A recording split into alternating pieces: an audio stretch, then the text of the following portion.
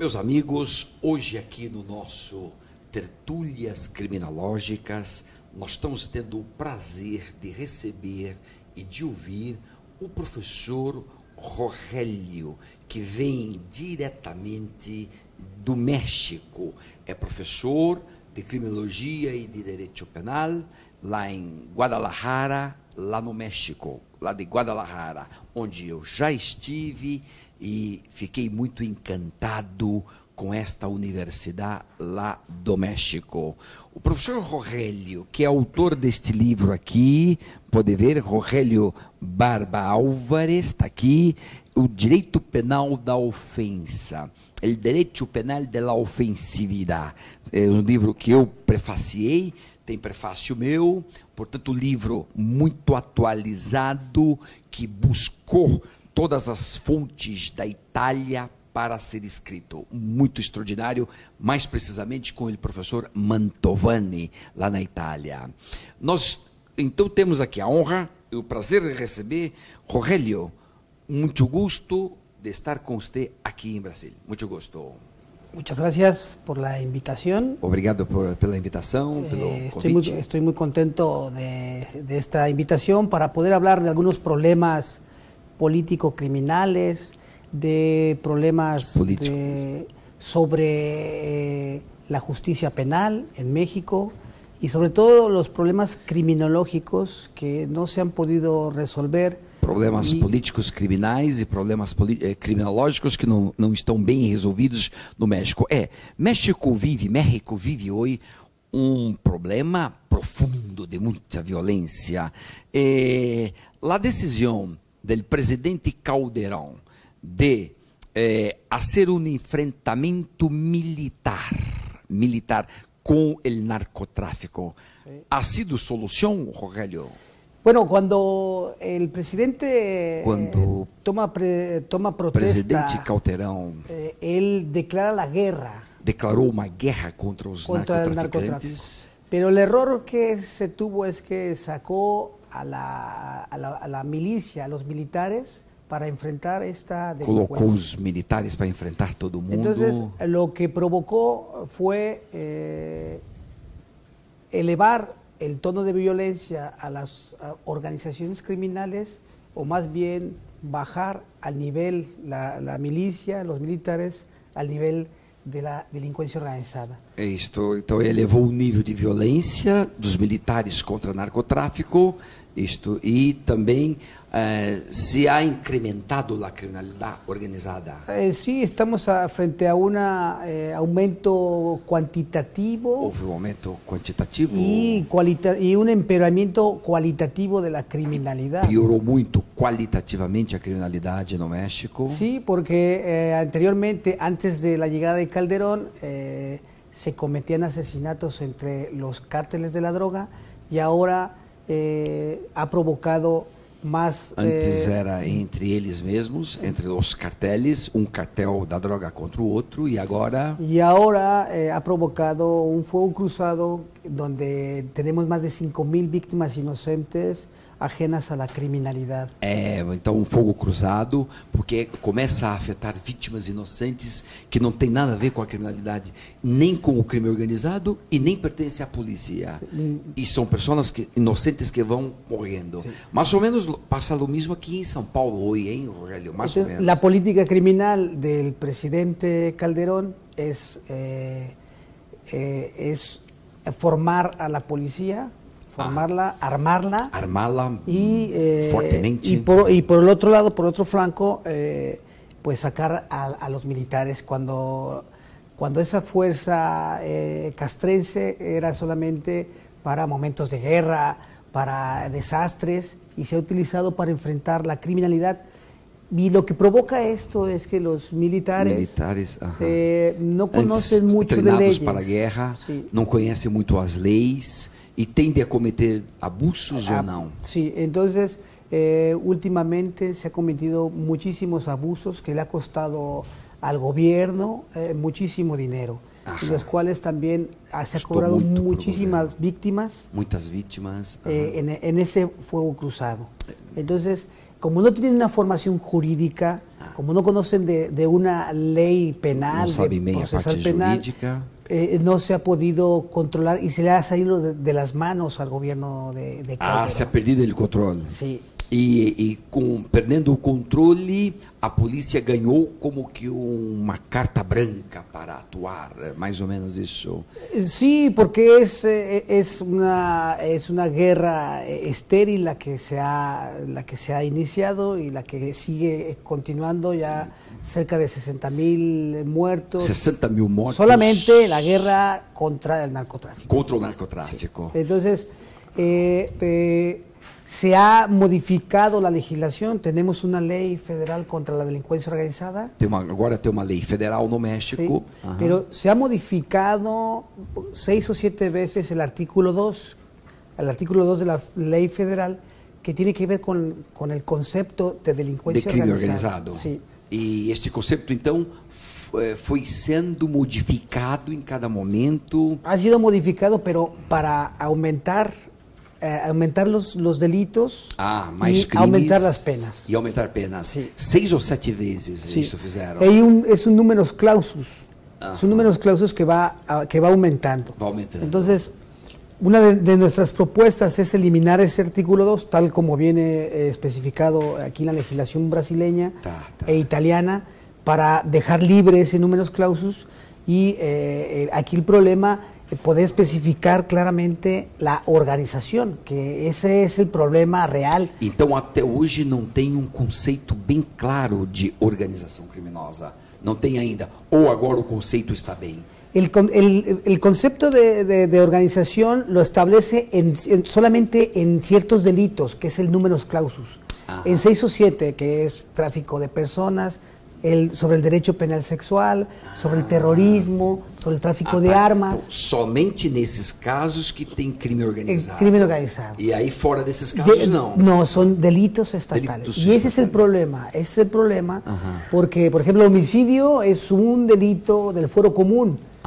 Y tenemos 60.000 muertes que pueden quedar impunes. E não entram, então, no conceito de crime organizado. Homicídio está fora. Está fuera. Está fuera. Sí. Bem, então, não é uma boa forma de legislar, então, né? No, la política criminal ha sido mal entendida por el gobierno de Calderón. La política criminal foi mal entendida, isso. Desde el punto de vista legislativo, se tuvo que adoptar medidas criminológicas. Que tienen que ver atenuar, dulcificar el derecho penal, y lo que se ha provocado es el endurecimiento de la norma penal. Y la creación de leyes.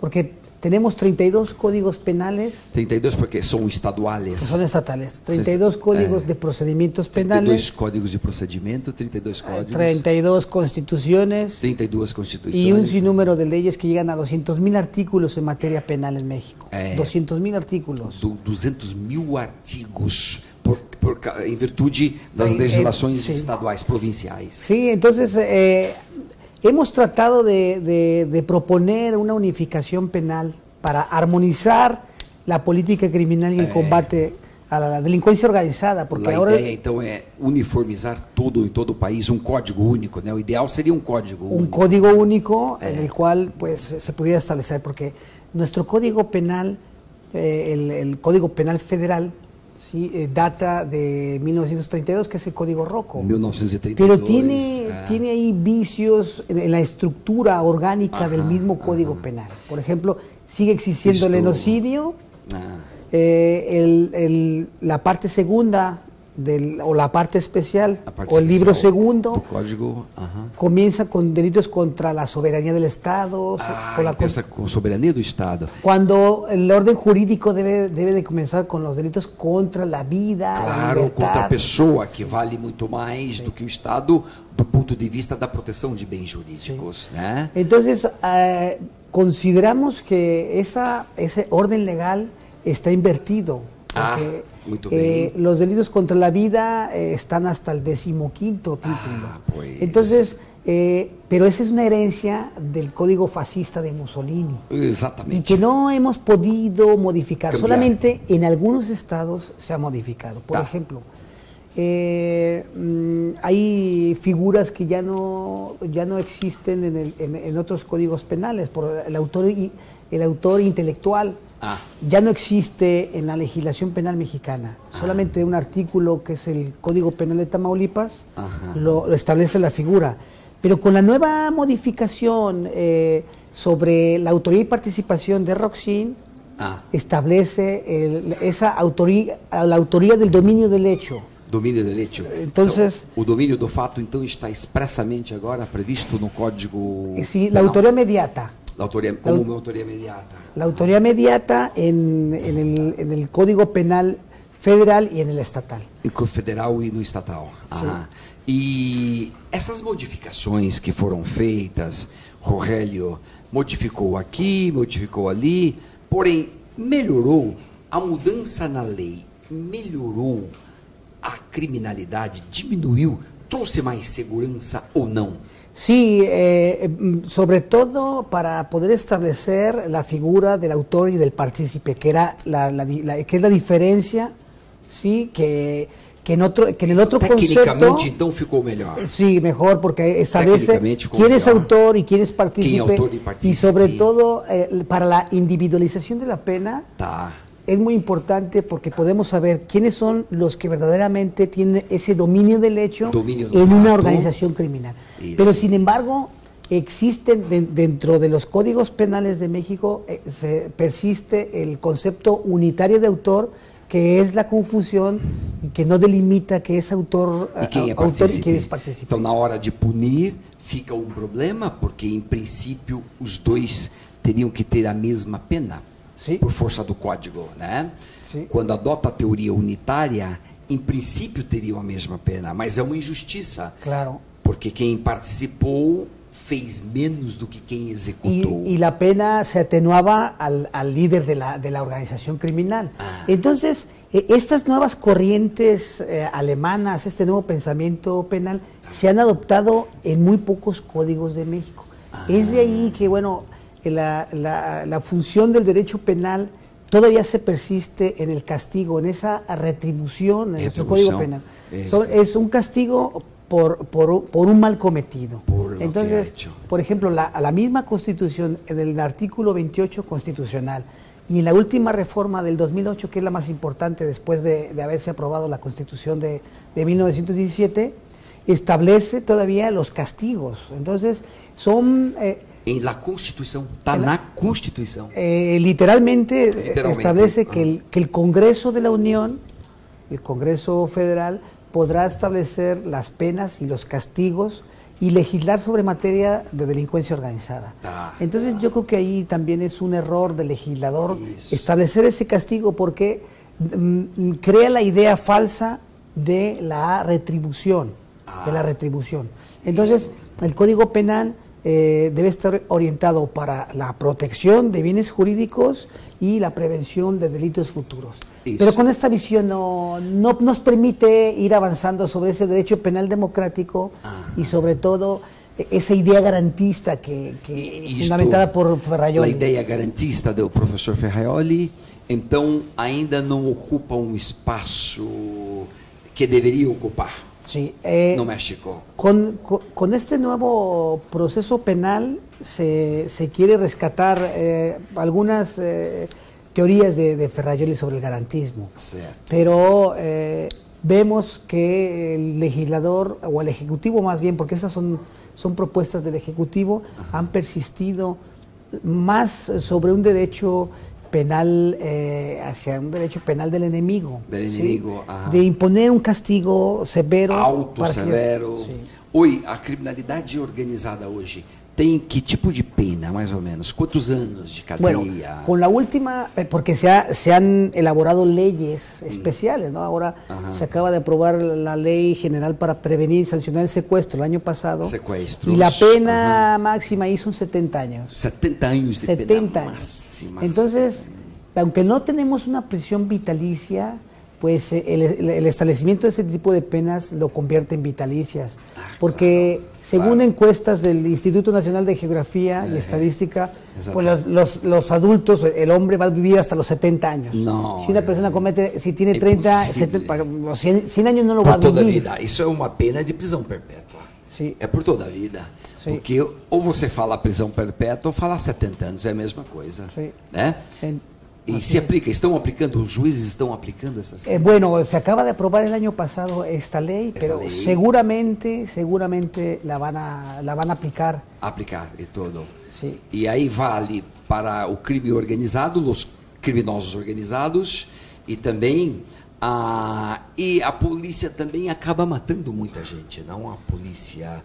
Sí, bueno, con esta reforma al nuevo sistema penal acusatorio y oral, se pretende que la policía tenga más comunicación con el Ministerio Público y con los jueces. Então tá bem, Rogério. Explica então isso pra gente, essa aproximação da polícia com o Ministério Público, já no segundo bloco. Nós então voltamos em 1 minuto aqui no segundo bloco do Tertúlias Criminológicas. Avante. Avante.